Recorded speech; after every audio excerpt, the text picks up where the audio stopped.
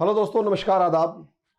दोस्तों, दुनिया के अंदर जो पॉलिटिकल सिनारियो चल रहा है, दिन पर दिन कुछ ना कुछ चेंजेस आ रहे हैं। ऐसे में शुरुआत से 2020 से अगर हम लोग देखें तो कॉन्टिन्यूसली हमारे सामने एक सिनारियो खड़ा हुआ था और वो सिनारियो ये था कि 2020 पूरे का पूरा लगभग अमेरिका वर्सेस चाइना की फॉर्म में हमारे को नजर आया। पूरी दुनिया के अंदर ऐसे लगा कि जैसे रशिया और अमेरिका और चाइना जो है वो आमने सामने है और किसी भी टाइम लड़ाई छिड़ सकती है या कम से कम लड़ाई की तैयारियां हो सकती है। लेकिन दूसरी तरफ हम यहाँ देखते हैं कि हम एक खाने को खाली छोड़ रहे थे और मैंने उसके ऊपर भी 2-3 वीडियो बनाई थी कि ऐसा लगने लग गया था कि कहीं ना कहीं अमेरिका जो है, सॉरी, चाइना जो है वो रशिया को बाईपास कर चुका है और इस समय पर अमेरिका का जो कन्फ्रंट करने वाला या अमेरिका का चैलेंजर सबसे बड़ा देश है वो रशिया नहीं, चाइना है। ऐसी सिचुएशन में कॉन्टिन्यूसली मैंने इसके ऊपर जब एनालिसिस किया तो मैंने उस समय पर भी बनाया था वीडियो कि रशिया भले ही कमजोर हो गया है लेकिन अमेरिका जो है अमेरिका जो है वो चाइना को इग्नोर नहीं, वो रशिया को इग्नोर नहीं कर सकता। रशिया को भी कंसिडर करना पड़ेगा और डोनाल्ड ट्रंप ये गलती कर रहे थे। मेरा एक एनालिसिस था उस मामले पर। अब वही एनालिसिस काफी हद तक ठीक होता हुआ भी प्रूव हो रहा है। काफी हद तक वो साफ नजर आ रहा है कि हाँ, रशिया को भी अमेरिका कंसिडर कर रहा है और आने वाले टाइम में जो कि रशिया को भी कंसिडर कर रहा है, तो आने वाले टाइम में अगर कंट्रीज का अलाइनमेंट होता है, एक दूसरे के आमने सामने आते हैं, तो अमेरिका रशिया और चाइना को बराबर तोलेगा। ऐसा नहीं होगा कि वो रशिया को इग्नोर कर देगा और चाइना को ही कंसंट्रेट करेगा।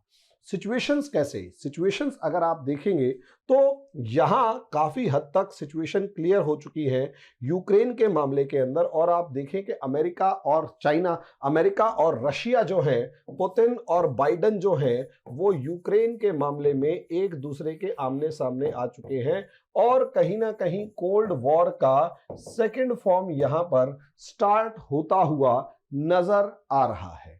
अब मैं ये आप कहोगे कि कोल्ड वॉर 2 कैसे स्टार्ट होता हुआ नजर आ रहा है और यूक्रेन का मामला क्या है, तो पहले समझ लीजिए असलियत में कोल्ड वॉर क्या था और सारी सिचुएशंस क्या थी।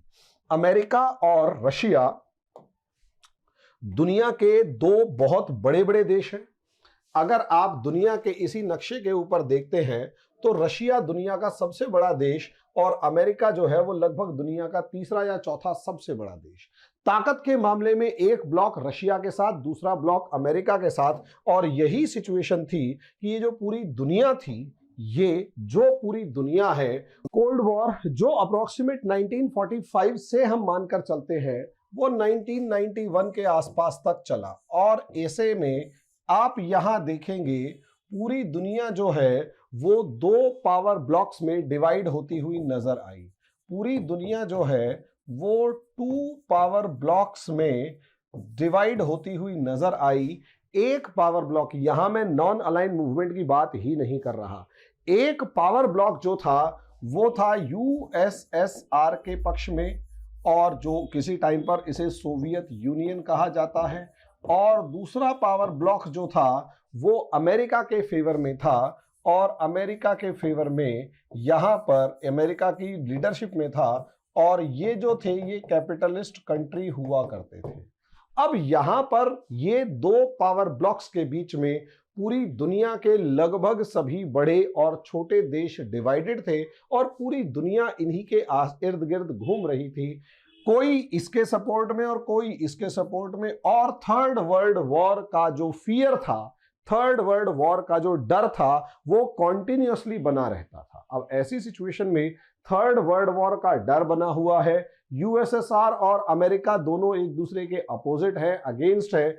ऐसी सिचुएशन में आप अगर यहां पर देखते हैं तो इनका ये हाल होता था कि यूएसएसआर जो अपने आप में काफी ज्यादा पावरफुल एक ब्लॉक होता था, उसमें पोलैंड से लेकर यूएस्ट जर्मनी से लेकर चेकोस्लोवाकिया, हंगरी, रोमानिया, बुल्गारिया, ये पूरे का पूरा ब्लॉक, ईस्टर्न यूरोपियन ब्लॉक जिसे कहा जाएगा, ये यूरोप का ईस्टर्न यूरोपियन ब्लॉक जो है वो यूएसएसआर के फेवर में होता था। और उसके बाद दुनिया का सबसे बड़ा देश तो था ही, दुनिया क्या सबसे बड़ा देश तो था ही। लेकिन दूसरी तरफ अगर आप देखेंगे तो स्पेन, पोर्टुगल, फ्रांस, ब्रिटेन उसके बाद जर्मनी का, western Germany, Netherlands, Denmark, Norway और बहुत सारे, इटली, ये सारे के सारे जो कंट्रीज थे, ये पूरे का पूरा ब्लॉक, टर्की से लेकर ग्रीस तक, ये पूरा का पूरा ब्लॉक जो है वो कैपिटलिस्ट ब्लॉक के अंदर होता था। और आप जिस तरीके से बोर्ड के ऊपर देख रहे हैं,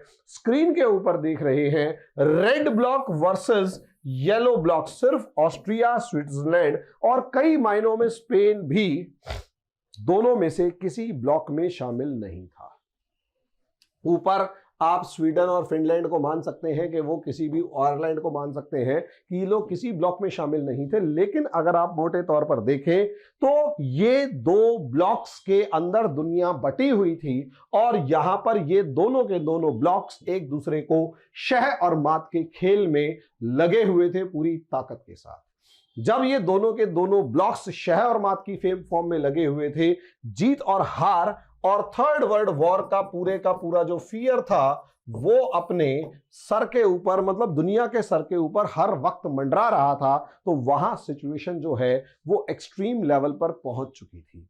जब वहां सिचुएशन एक्सट्रीम लेवल पर थी तो लेकिन वहां प्रॉब्लम ये आई कि रशिया जो है उसके पास उसकी इंटरनल कुछ प्रॉब्लम्स क्रिएट हो गई और खासकर जो इकोनॉमिक पॉलिसीज ऑफ रशिया थी, एक टाइम पीरियड के बाद इकोनॉमिक पॉलिसीज जो थी उन्होंने कहीं ना कहीं कमजोर होना शुरू किया। और जब इकोनॉमिक पॉलिसीज लगातार कमजोर होती चली गई और फाइनेंशियल क्राइसिस जो है अपने चरम पर पहुंच गया, तो यहां आप देखेंगे कि पूरे का पूरा जो सोवियत यूनियन है, socialist union of Soviet socialist republics, ये आगे 15 पार्ट्स में डिवाइड हो गया।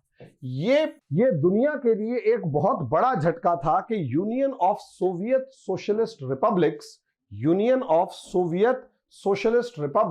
ये 15 हिस्सों में डिवाइड हो गया। लेकिन अभी भी आप देखेंगे कि रशिया अभी भी दुनिया का सबसे बड़ा देश है और इस रशिया के पास रिसोर्सेज यानी संसाधनों की कोई कमी नहीं है। इस रशिया के पास टेक्नोलॉजी के अंदर कोई प्रॉब्लम नहीं है, इस रशिया के पास पावर की कोई प्रॉब्लम नहीं है। लेकिन कहीं ना कहीं ये रशिया जो आज के दिन सक्सेसर ऑफ यूएसएसआर की फॉर्म में देखा जाता है, यूएसएसआर की फॉर्म में, सक्सेसर ऑफ यूएसएसआर यानी यूएसएसआर का उत्तराधिकारी की फॉर्म में इसे देखा जाता है, दोस्तों यकीन मानो एक तरीके का फेलियर या डिफीट को आज भी ये अपने गले से लगाए हुए हैं। या यूं कहें, दो बड़े देशों के अंदर अमेरिका जब नंबर 1 बनकर उभरा तो रशिया एक डिफीटेड कंट्री की फॉर्म में देखा गया।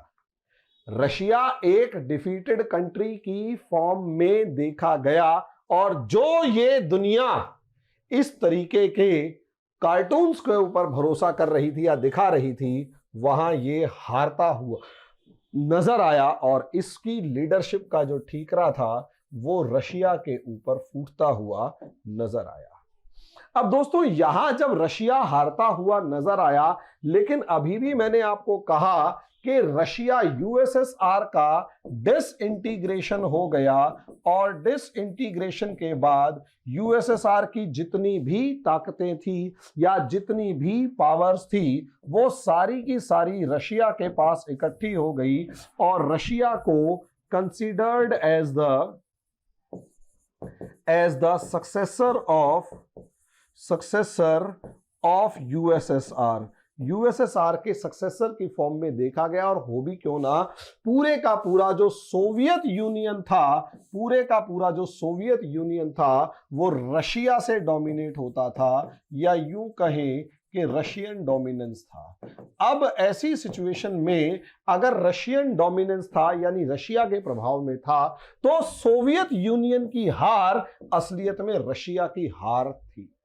1990 से लेकर अगर आप 2000 के बीच में देखें तो यहां पर एक डिफीटेड एंड डिसइंटीग्रेटेड की कंडीशन के अंदर रशिया जो था वो प्रेजेंट था और अमेरिका जो है वो अपने आप को बॉस ऑफ द वर्ल्ड की फॉर्म में प्रोजेक्ट कर रहा था, रशिया कमजोर था, रशिया रिवाइवल की कोशिश कर रहा था, रिवाइवल की कोशिश कर रहा था। और ये 10 साल खासकर 2000 से या फिर यूं कहें 1919 से लेकर 2015 तक का जो काल था वो यूनिपोलर वर्ल्ड की फॉर्म में नजर आता है। यूनिपोलर वर्ल्ड की फॉर्म में यह नजर आता है कि एक ध्रुवीय विश्व बनकर रह गया था।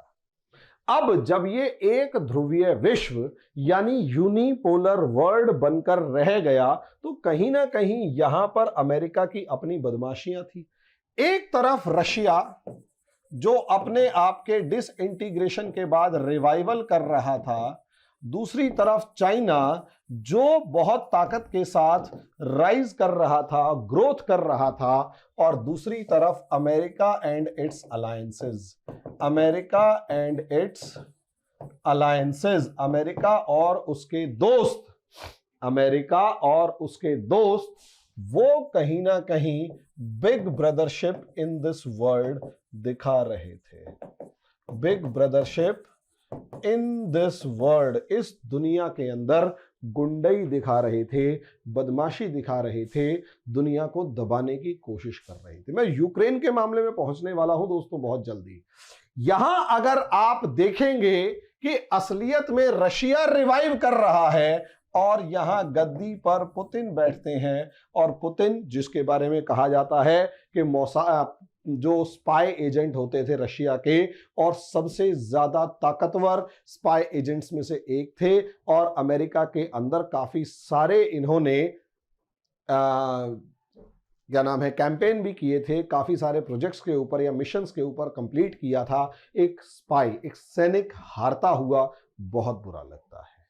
एक सैनिक जो हारता है उसके दिल से उसकी छाप, उसके दिमाग से हार की छाप जल्दी से मिटती नहीं है। शायद यही एक रीजन था कि पुतिन जो है वो रिवाइवल ऑफ रशिया के साथ साथ कहीं ना कहीं ओल्ड डेज ऑफ रशिया को भी अचीव करना चाहते थे, कि जो रशिया ओल्ड डेज या फिर ओल्ड ग्लोरी ऑफ रशिया को भी चाहते थे कि उनका जो रुतबा था, सम्मान था पुराने वाला, वो भी आए। साथ में चाइना भी राइज कर रहा है। चाइना की कहानी बाद में अगले वीडियो में बताऊंगा कि असलियत में चाइना का मामला क्या है। तो दोस्तों यहां अगर आप देखते हैं तो अमेरिका जब 2015 के आसपास तक अफगानिस्तान और ईरान के अंदर, इराक के अंदर, सीरिया के अंदर दुनिया की सबसे मुश्किल लड़ाइयां, यूं कहें कि वॉर अगेंस्ट टेररिज्म के नाम पर बदमाशी दिखाता घूम रहा था,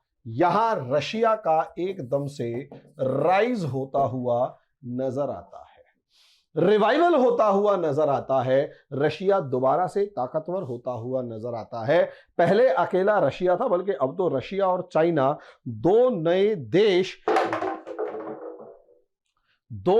देश खड़े होते हुए नजर आते हैं। और जब ये दो नए देश खड़े होते हुए नजर आते हैं तो अंदाजा आप लगा सकते हैं दोस्तों, अल्टीमेट लेवल पर यहां पर ताकत की फॉर्म में उभरते हुए नजर आए। और यहीं से अमेरिका को पता लगा कि आज के दिन उसकी थ्रेट अफगानिस्तान, इराक या सीरिया में नहीं बल्कि रशिया और चाइना के अंदर है, रशिया और चाइना के अंदर है।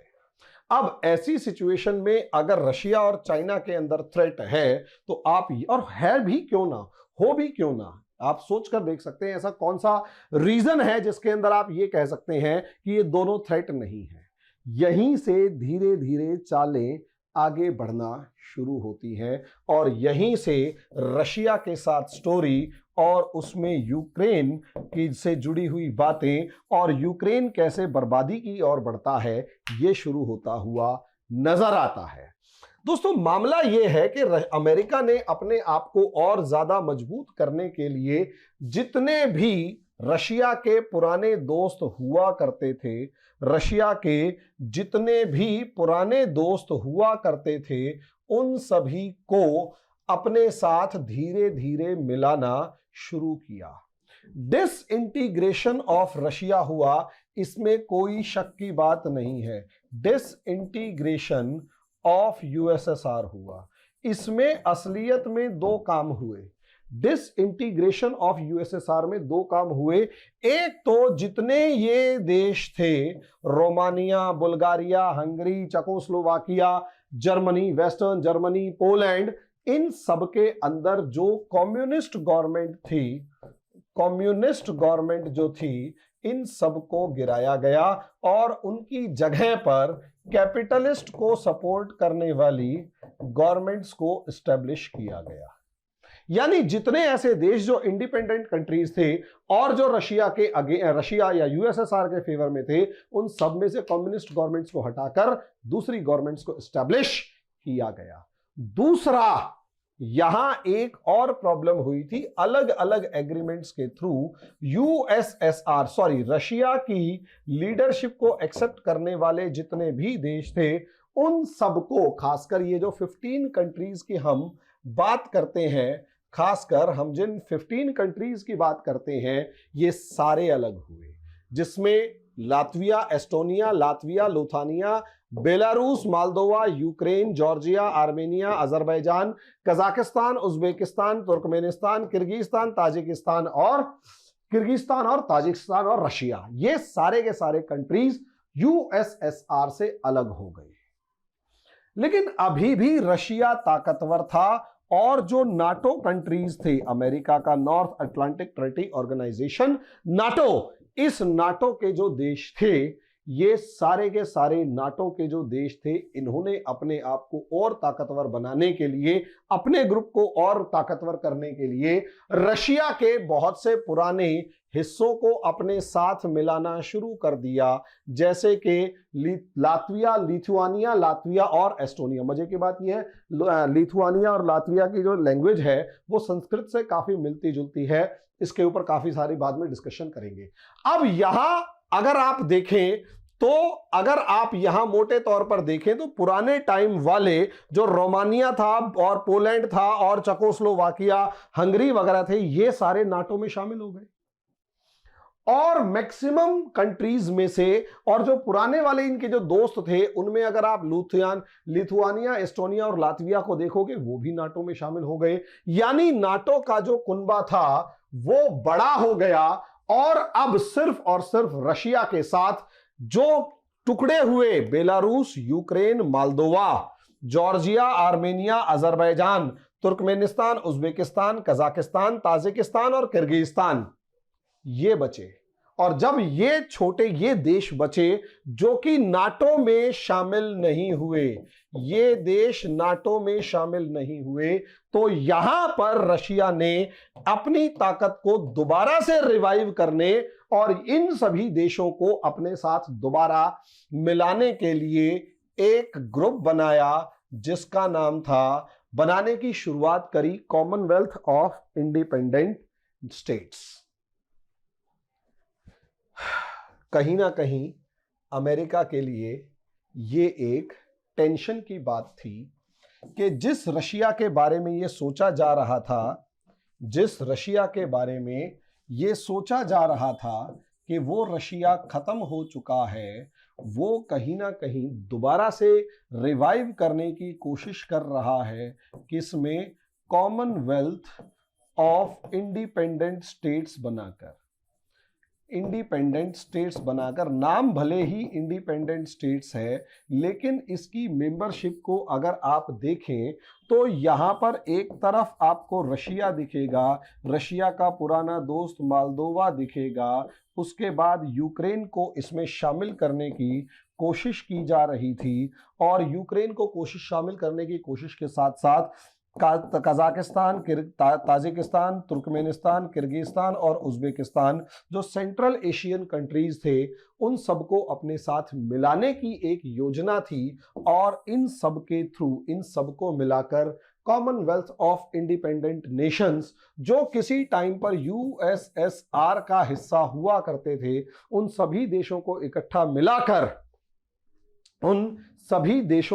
इकट्ठा मिलाकर एक साथ खड़े करने की इच्छा की गई, और यहीं से अमेरिका को खतरा होना शुरू हो गया।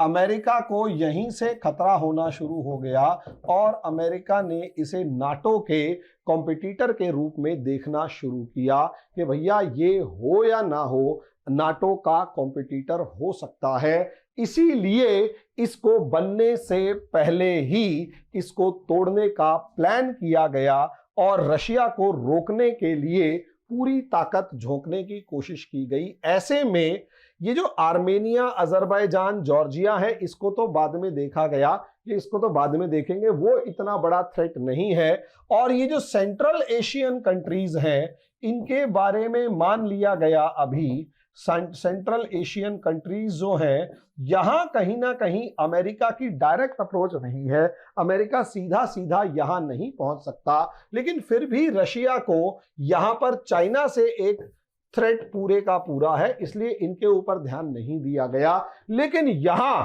बेलारूस को भी रशिया का सपोर्टर माना जाता है और अभी भी बेलारूस के अंदर एक डिक्टेटर है जो रशिया का अर्डेंट सपोर्टर है। यहां सबसे इंपॉर्टेंट कंट्री, बड़ा कंट्री यूक्रेन, इसके ऊपर नजर डाली गई और यहां से यूक्रेन क्राइसिस शुरू हुआ।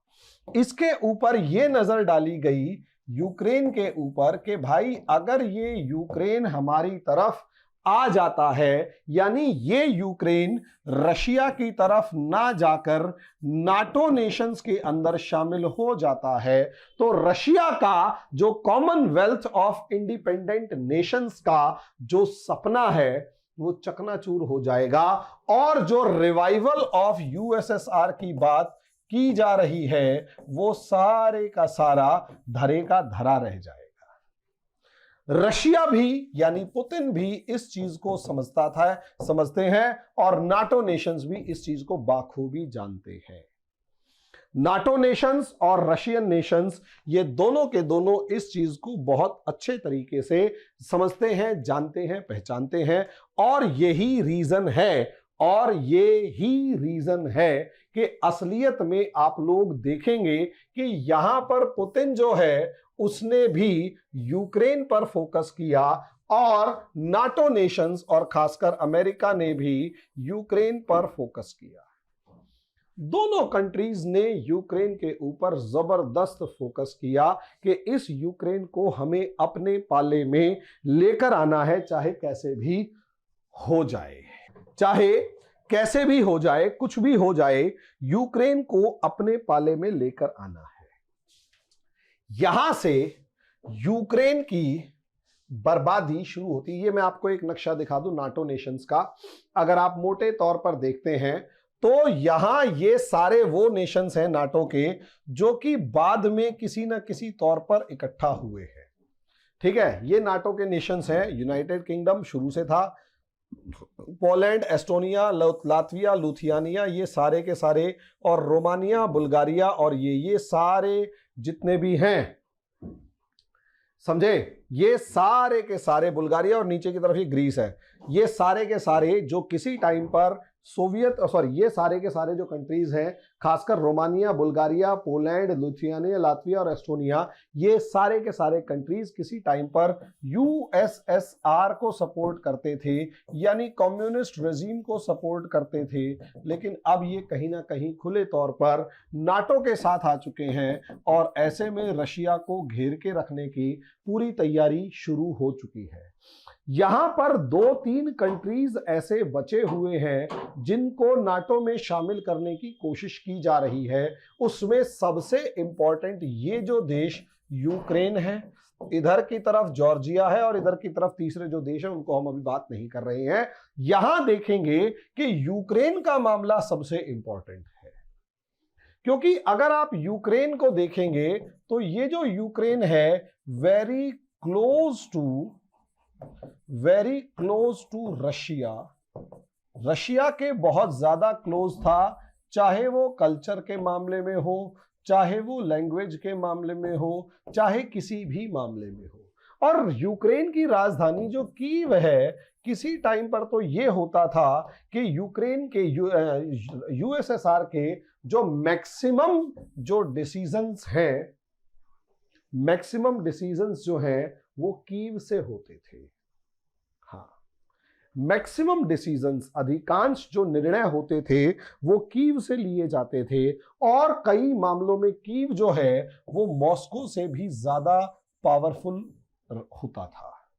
तो सोच सकते हैं यूक्रेन रशिया के लिए कितना तगड़ा रेप्यूटेशन का क्वेश्चन है, और ऐसे में नाटो कंट्रीज भी कितनी ताकत से यूक्रेन को अपनी तरफ मिलाने की पूरी कोशिश कर रही होंगी, और दूसरी तरफ रशिया चाहेगा कि यूक्रेन नाराज होकर ना जाए, न जाओ सैया छुड़ा के भैया, कसम तुम्हारी पुतिन रो देंगे।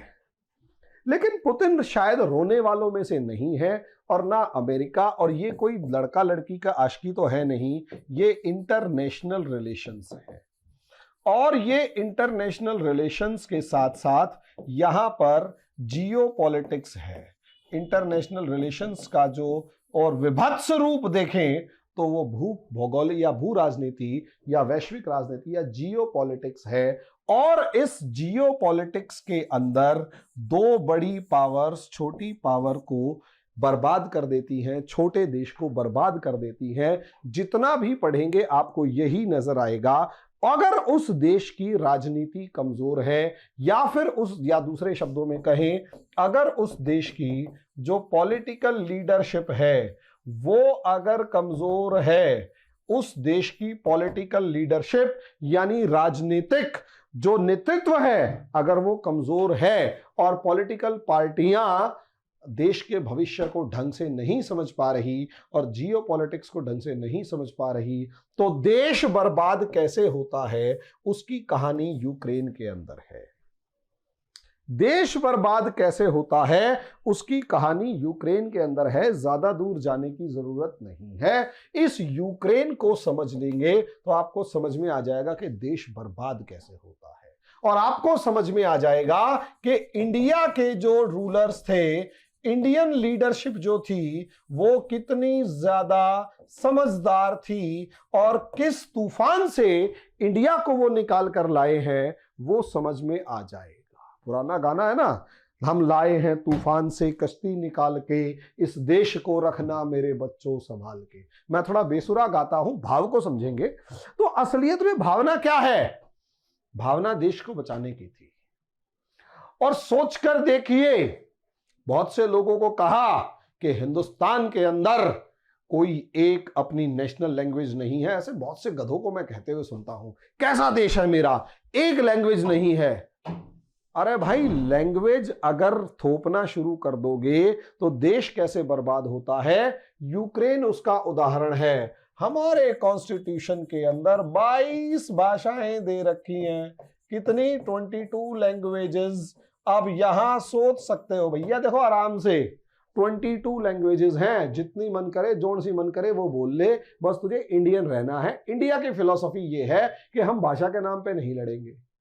हाँ, इंडिया की फिलॉसफी है हम भाषा के नाम पे नहीं लड़ेंगे। तुझे कौन सी भाषा बोलनी है वो बता, हम मान लेंगे, ट्रांसलेशन कर लेंगे। इंग्लिश हमारे लिए सिर्फ और सिर्फ वो एक कॉमन ट्रांसलेशन का जरिया है, बस, और कुछ भी नहीं है। कभी इंफीरियर फील ना हो। कई बार होता है ना, दो भाई इंफीरियर फील करते हैं, लेकिन बाहर से जीजा जी आ जाए, उन दोनों के लिए बराबर होते हैं तो जीजा जी के सामने झुक जाते हैं, या फिर फूफा आ जाए या कुछ भी आ जाए, बड़ा रिश्तेदार आ जाए या एक पड़ोसी आ जाए, पड़ोसी के सामने झुक जाते हैं कि ठीक है जी आप फैसला कर दो, आप निष्पक्ष रहोगे।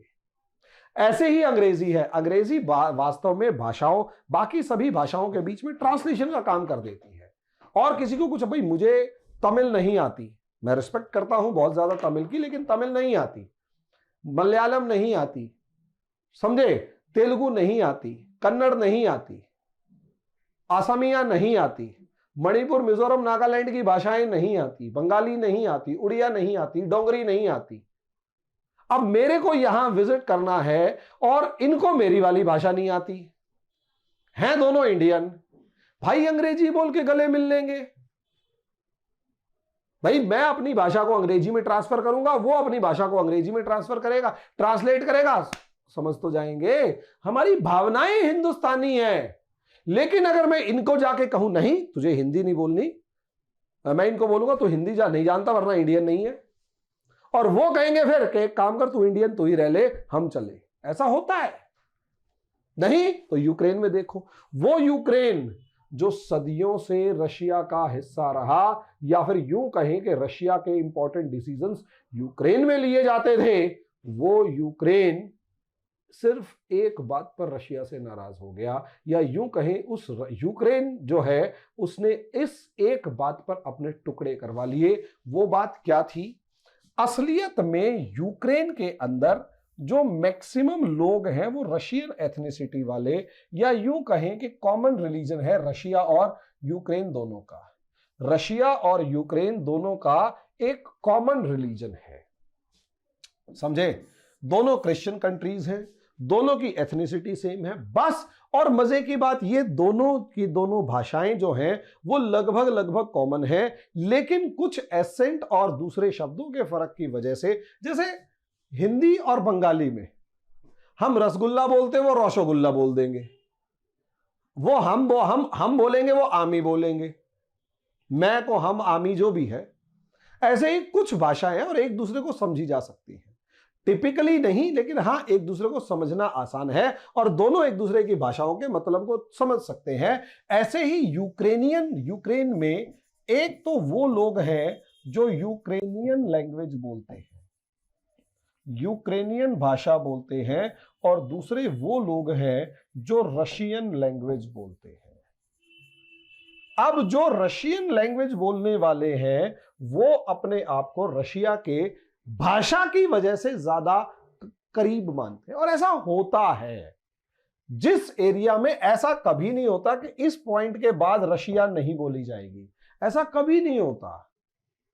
कभी भी कोई भी इलाका प्योरली दूसरे से अलग नहीं होता, हर जगह पे थोड़े थोड़े चेंजेस होते चले जाते हैं। जैसे पंजाब के रोपड़ की पंजाबी अलग मिलेगी, जलंधर लुधियाना की पंजाबी अलग मिलेगी, फरीदकोट की अलग मिलेगी, और पंजाब पाकिस्तान वाले की पंजाबी अलग मिलेगी। लेकिन ऐसा हरियाणा जो हिंदी भाषी प्रदेश है, वहां पर भी पंजाबी के बहुत सारे पार्ट्स या बहुत सारी परसेंटेज आपको देखने को मिलेगी जो एसेंट में पंजाबी है। एसेंट तो कम से कम पंजाबी है उनका। तो ऐसे में कभी भी भाषा को एक पॉइंट करके यूं नहीं कह सकते कि इस पॉइंट के बाद वो भाषा मिलेगी ही नहीं। हमेशा एक ट्रांजिशन फेज होता है, जो कुछ कोर्स के बाद थोड़ी थोड़ी वाणी जो है वो बदलती चली जाती है। ये चीज यूक्रेनियन लोगों को या यूक्रेनियन गवर्नमेंट को समझ में नहीं आई, और उन्होंने अपनी इस रीजन को एक बात डिक्लेयर कर दी 2014 में। असलियत में शुरुआत यह हुई, यूक्रेन के अंदर दो ओपिनियन बन गए। एक वेस्ट लीनिंग ओपिनियन हो गया। वेस्ट लीनिंग का मतलब यह हो गया कि वो वेस्ट के लोगों को ज्यादा पसंद करते थे, और वो वेस्ट लीनिंग नेशंस जो थे वो नाटो और यूरोपियन यूनियन में शामिल होना चाहते थे। और दूसरा ईस्ट लीनिंग थे, जो रशियन लीनिंग थे, जो रशियन लैंग्वेज बोलते थे, वो रशियन लीनिंग थे और रशिया की तरफ झुकाव उनका ज्यादा था, और वो कॉमनवेल्थ ऑफ इंडिपेंडेंट नेशंस में शामिल होना चाहते थे। अब आप सोचकर देखिए, एक कॉमनवेल्थ ऑफ इंडिपेंडेंट नेशंस में शामिल हो रहा है और दूसरा जो है वो ये कह रहा है कि नहीं नहीं नहीं, हमें कॉमनवेल्थ में शामिल नहीं होना, हमें तो नाटो और यूरोपियन यूनियन में शामिल होना है। इसी तरीके से यूक्रेन के अंदर दो ग्रुप्स बन गए, एक वेस्ट लीनिंग था और दूसरा रशियन लैंग्वेज वाला रशियन लीनिंग था। यहां पर नाटो कंट्रीज और अमेरिका एंड ग्रुप ने रशिया को नीचा दिखाने के लिए एक चाल चली, बहुत उठापटक हुई थी। 2013 एंड तक आते आते एक यूक्रेनियन पार्लियामेंट ने एक बिल पास किया और उसमें यह कहा कि जो सिर्फ और सिर्फ Ukrainian is the only national language of country. जिसको यूक्रेनियन आती है वो तो इस देश में का नागरिक है, जिसको नहीं आती तो सीखो। रशिया को, रशियन लैंग्वेज को हम एक्सेप्ट नहीं करते। सोच कर देखिए, रशियन लैंग्वेज को एक्सेप्ट नहीं करते, यानी साफ शब्दों में कह दिया कि या तो आप इस लैंग्वेज को सीखो वरना गेट लॉस्ट। या तो आप इस लैंग्वेज को सीखो वरना गेट लॉस्ट, या फिर आप रशियन नहीं, आप यूक्रेनियन नहीं है। ऐसी सिचुएशन में यहां अगर आप इस कंट्री की परसेंटेज को देखें जो कि लैंग्वेज के हिसाब से है, तो आपको अलग ही सिचुएशन नजर आएगी। परसेंटेज के हिसाब से आपको अलग परसेंटेज यहां पर नजर आएगी। यहां पर percentage of the population that is Russian, यहां अगर आप देखते हैं तो यहां पर सबसे ज्यादा, या इस परसेंटेज को देखेंगे, ये वो परसेंटेज का कलर है जहां 50% से ज्यादा लोग रशियन बोलते हैं। तो जैसे क्रीमिया हो गया, जैसे डोनेस्क हो गया, और ये रीजन्स हो गए जहां 50% से ज्यादा लोग रशियन बोलते हैं, यानी यूक्रेनियन कम है। क्रीमिया तो एक ऐसा इलाका था जहां पर 90% से ज्यादा लोग रशियन बोलते थे।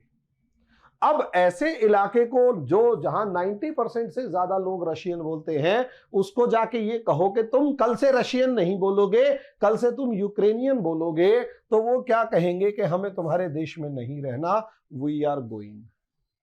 ऐसे ही डोनेस्क से लेकर दूसरा ये जो इलाका है जहां 90% से ज्यादा लोग रशियन लैंग्वेज बोलते हैं, आप अंदाजा लगा सकते हैं अप्रॉक्सीमेट 90% से ज्यादा लोग रशियन लैंग्वेज बोलते हैं। तो इन्होंने खुलकर साफ कह दिया कि भैया देखो ऐसी बात है कि हम भी तुमसे नाराज हैं।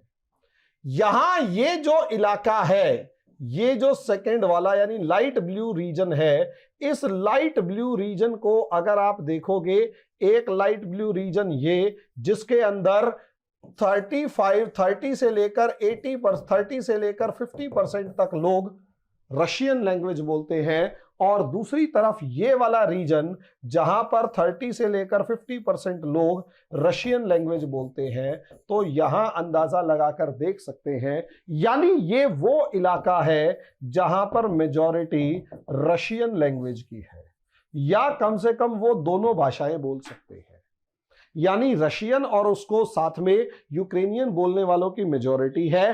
अब ऐसे में इतना बड़ा इलाका, और ये जो इलाका है जहां पर 25% से ज्यादा पॉपुलेशन प्योरली रशियन है, तो सोच कर देखिए इतने बड़े इलाके के अंदर, यानी अप्रोक्सीमेट 35 से लेकर 40% कंट्री जो है वो सिर्फ और सिर्फ भाषा के नाम पे दो पार्ट्स में डिवाइड हो गया। एक कहता है हम यूक्रेनियन हैं, दूसरा कहता है भाड़ में गए यूक्रेनियन, हम तो रशियन हैं। सोच कर देखिए, इसे अलग अलग परसेंटेजेस में लगभग ये जो हिस्सा है ये डिस्टर्ब हो चुका है। ये पूरा हिस्सा अगर डिस्टर्ब हो चुका है और रशिया लीनिंग है, तो असलियत में वेस्ट और ईस्ट में पूरा यूक्रेन डिवाइड हो गया है सिर्फ एक भाषा के नाम पर। और अमेरिका और रशिया ने इस देश को दो पार्ट्स में डिवाइड कर दिया कि तू कब्जा, तुझे नहीं खा, मतलब कहते हैं ना खाऊंगा ना खाने दूंगा, मेरा कब्जा नहीं तो तेरा भी नहीं। और ऐसे में इस देश की बेवकूफों की सरकार, हां यूक्रेन में बेवकूफ लोग रहते होंगे जिनको यह समझ में नहीं आया कि भाषा के नाम पर तुम अपने देश को कैसे डिवाइड कर सकते हो। भाषा से देश नहीं बनता, भाषा को, एक दूसरे की भाषा का सम्मान करने से देश बनता है। भारत से सीखो, भारत से सीखो। मेरी भाषा सुनकर आप पहचान नहीं पा रहे होंगे कि मैं, मेरा ओरिजिन कहां तक का है, किस स्टेट का है, जब तक कि मैं खुद ना बता दूं कि मैं किस स्टेट का हूं। हां, इवन मेरे स्टेट्स वाले नहीं पहचानते कई बार। आई एम फ्रॉम हरियाणा, तो हरियाणा के अंदर लोग ज्यादातर बता देते हैं, तो कहते हैं कि भाई साहब कहां से हो, वो हरियाणवी लैंग्वेज में भाई कड़े है। लेकिन जब तक बोले ना भाई, अल्टीमेटली मुझे अपनी रीजनल आइडेंटिटी से बड़ी आइडेंटिटी इंडियन आइडेंटिटी है। I feel myself Indian. Later उसके बाद मैं डिसाइड करता हूं कि मैं कहां कौन सा हूं, उसके बाद मुझे लगता भी नहीं है कि मैं कहां से हूं। और ऐसे मैक्सिमम है। I used to visit all over India, पूरा हिंदुस्तान घूमता हूं, पूरा हिंदुस्तान में क्लासेस लेते हैं। कोई मेरे से ये नहीं पूछता from where your origin is, कहां से आपका ओरिजिन है।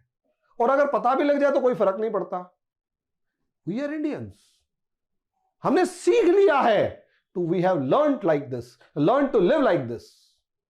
यूक्रेन बेवकूफ से भरा देश, मेरे देश में, हिंदुस्तान में जो मर्जी कमियां हो, कम से कम हम इस नाम पे नहीं लड़ रहे कि तू ऐसी लैंग्वेज क्यों बोल रहा है। मजे लेते हैं, लेग पुलिंग हो जाए कुछ अलग बात है, लेकिन ये नहीं होता कि हम लोग सिर्फ इसलिए कि तू इसलिए इंडियन नहीं है क्योंकि तू हिंदी नहीं बोल रहा। ऐसी बेवकूफी करने वाला एक नहीं मिलेगा इंडिया में। यहां देखो पूरे देश को 2 पार्ट्स में डिवाइड कर दिया, पूरे देश को 2 पार्ट्स में डिवाइड कर दिया, सिर्फ किस लिए कि लैंग्वेज के नाम पर, कि तेरी भाषा मेरी भाषा से मिलती जुलती नहीं है, और अगर आप यूक्रेनियन नहीं बोल रहे हो तो आप भारतीय नहीं हो। क्या सोच सकते हैं आप? भाषा के नाम पर एक देश के 2 टुकड़े हो रहे हैं। हुआ क्या? 2014 रशिया ने यहां एक हिंट देने के लिए कि आपके देश में क्या नुकसान हो सकता है, इस क्रीमिया वाले हिस्से को क्रीमियन पेनिनसुला कहते हैं, इस क्रीमिया वाले हिस्से में रिवोल्ट करवाया और कब्जा कर लिया। Now this Crimea is a part of Russia. अब ये जो क्रीमिया है ये रशिया का हिस्सा है। क्रीमियंस ने पूरे तरीके से, अच्छे तरीके से खुल के कह दिया कि हम रशिया में शामिल हो रहे हैं, हमें यूक्रेन से मतलब नहीं है, हम चले। और जैसे ही क्रीमिया ने कहा, यहां दोनेस्क और दूसरे इलाकों के अंदर रिवोल्ट शुरू हो गया, सेपरेटिस्ट ग्रुप्स ने हथियार उठा लिए, और ऑब्वियस सी बात है रशिया इस हथियारों को सप्लाई कर रहा है और यूक्रेन की गवर्नमेंट के ऊपर प्रेशर क्रिएट कर रहे हैं कि हम अलग हो रहे हैं। और 2014 के बाद एक नया कंसेप्ट यहां पर निकल कर आया, और वो है नोवोरोसिया। ये आपके किसी भी एग्जाम में पूछा जा सकता है, व्हाट इज नोवोरोसिया? नोवोरोसिया और कुछ भी नहीं है, it is nothing but new Russia. क्यों? क्योंकि यहां के लोग जो हैं वो रशियन लैंग्वेज बोलते हैं। अब रशियन भाषा बोलते हैं तो वो ये कह रहे हैं कि इस हिस्से को यूक्रेन से अलग करो और हमारा ये नोवोरोसिया पार्ट है। देश डिवाइड हो गया, होने जा रहा है। अब ऐसे में यूक्रेन कहता है, अब यूक्रेन रशिया के सामने तो बहुत कमजोर है, यूक्रेन की औकात नहीं है कि रशिया से पंगा ले ले। अब यूक्रेन ने खुलकर नाटो देशों का साथ लेना शुरू कर दिया, और नाटो ने भी खुलकर रशिया यूक्रेन का साथ देना शुरू कर दिया, और यहां अमेरिका खुलकर आ चुका है रशिया को घेरने के लिए। रशिया इस पूरे बॉर्डर पर अपनी आर्मी लगातार बढ़ाता जा रहा है। पॉसिबिलिटी जहां जहां है वहां पर रशिया अपनी आर्मी लगातार बढ़ाता जा रहा है। अब रशिया अपनी आर्मी बढ़ा रहा है, यूक्रेन को डर लग रहा है। यूक्रेन ने जो है मिलिट्री एक्सरसाइज के लिए नाटो कंट्रीज को बुला लिया और ये कहा कि सर आइए हम दोनों मिलकर मिलिट्री एक्सरसाइज करेंगे, आइए हम दोनों मिलकर मिलिट्री एक्सरसाइज करेंगे। अमेरिका अपनी आर्मी भेजने के लिए तैयार हो गया, लेकिन रशिया ने साफ कह दिया कि अगर आपने यूक्रेन के अंदर आर्मी भेजकर मिलिट्री एक्सरसाइज करी तो आने वाले समय में आपको नतीजा भुगतना पड़ेगा। अमेरिका इस चीज में, अमेरिका भी इतनी जल्दी डरने वाला थोड़ा है, और यहीं से दोनों के बीच में टेंशन शुरू हो चुकी है। यानी अब यूक्रेन जो है वो भी एक न्यू थिएटर ऑफ वॉर की फॉर्म में इकट्ठा हो चुका है, खड़ा हो चुका है, जहां पर अमेरिका वर्सेस रशिया खुलकर है, और आने वाला समय इस इलाके में कहीं ना कहीं टेंशन क्रिएट करने वाला है। आने वाला समय इस इलाके में कहीं ना कहीं टेंशन क्रिएट करने वाला है। तो दोस्तों ये एक छोटा सा एनालिसिस था आपके यूक्रेन के ऊपर का, यूक्रेन के मामले में, कि किस तरीके से रशिया और अमेरिका इस देश के नाम पर आपस में लड़ने की तैयारी कर रहे हैं, और आने वाले समय में हो सकता है अगर किसी भी तरीके की विश्व युद्ध जैसी या युद्ध जैसी कोई घटना हो तो यहां पर भी उसका असर दिखेगा, और एक देश बर्बाद होने की कगार पर है। पूरा देश बर्बाद होने की कगार पर है, इसमें कोई दो राय नहीं है, कोई शक की बात नहीं है। बाकी समय के हिसाब से देखते हैं दोस्तों आगे आगे क्या होता है। अभी के लिए इतना ही, धन्यवाद। You can download our app from Play Store for free live demo classes.